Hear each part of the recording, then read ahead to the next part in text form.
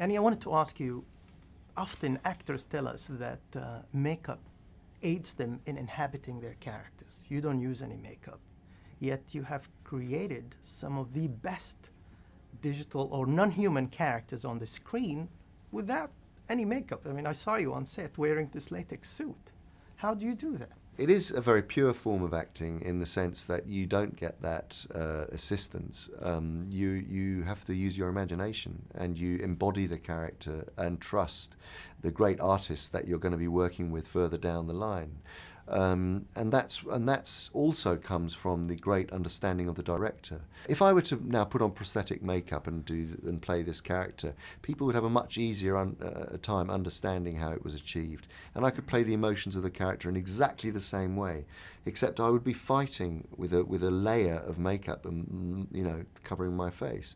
So I don't think the intention and the truth of the performance would come through as much as it does using this technology, which is very subtle, very nuanced, and also the artistic team is not painting on makeup before. The artistic team is painting on makeup, if you like, afterwards, because the director sits with the cut of the movie, with the actor's performance, purely just the actor's performance, for nearly a year before they start to see the visual effects shots coming in, whilst the CG artists are very carefully taking the acting performance and creating the look of the character and translating the human physiognomy onto an ape's face. So it's in terms of the actual acting of it, there is no difference, and so it always is a mystery to me why people don't understand it now after all these years. But I do actually think people are,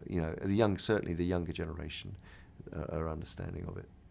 Now, when you look at the characters you play, we end up empathizing with all your characters.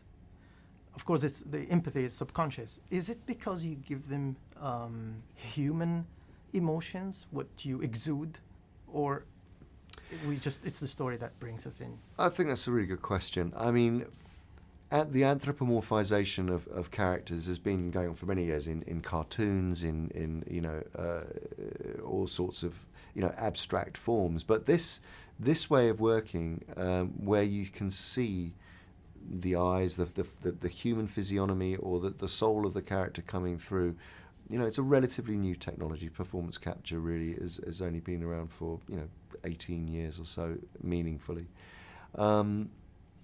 But I think it's that, and for me as an actor, why I love working in this medium is because you can't be vain. You can't want to see your face up on the screen. But that's not why I became an actor. I became an actor to portray characters fully, and to lose myself and bury myself in a character. And even when I started off as a theatre actor, that was what I did. So, through physicality, through emotion, through embodying the character. So I think that's, again, one of the great things about this technology is that there's a purity about it that allows you to go to those places, and it's the tension between the digital mask and the underlying performance that makes it powerful. Well, evidently you are a big fan of it and you're promoting it, but you fell into it. You're a traditional actor. Yeah. And now you're creating a new kind of filmmaking with your production Imaginarium. Are you making movies only with motion capture, or are you just shifting now from traditional acting to this new form of acting? And what do you gain out of it more than traditional acting? No, I mean, actually, in actual fact, with the Imaginarium, we're looking at all different sorts of storytelling with the idea, what will happen in 20 years' time? How will stories be received by audiences? It's all down to the script. We have a production company and a performance capture facility, and they work together. So, for instance, Jungle Book that I'm working on, or in the future we're going to be making Animal Farm.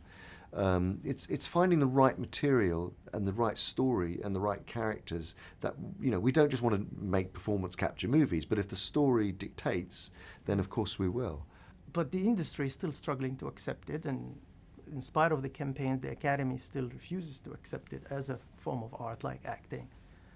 What is your take on it? I think it's really old-fashioned. I think it's really outdated, and I think they need to really examine what's going on, because, I mean, this film clearly demonstrates, there is a version of this film which is purely the performance, and there are cuts of Jungle Book that I've directed where you're just seeing the actor's performance is just that, and you're totally carried by that, and the same, so it's.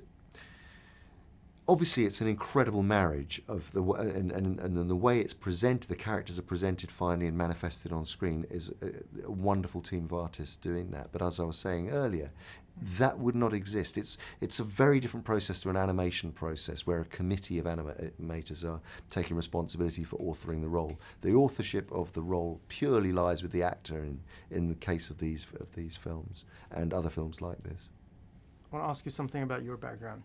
Your father is an Iraqi-Armenian. How much does your background, his background, affects or seeps into your art?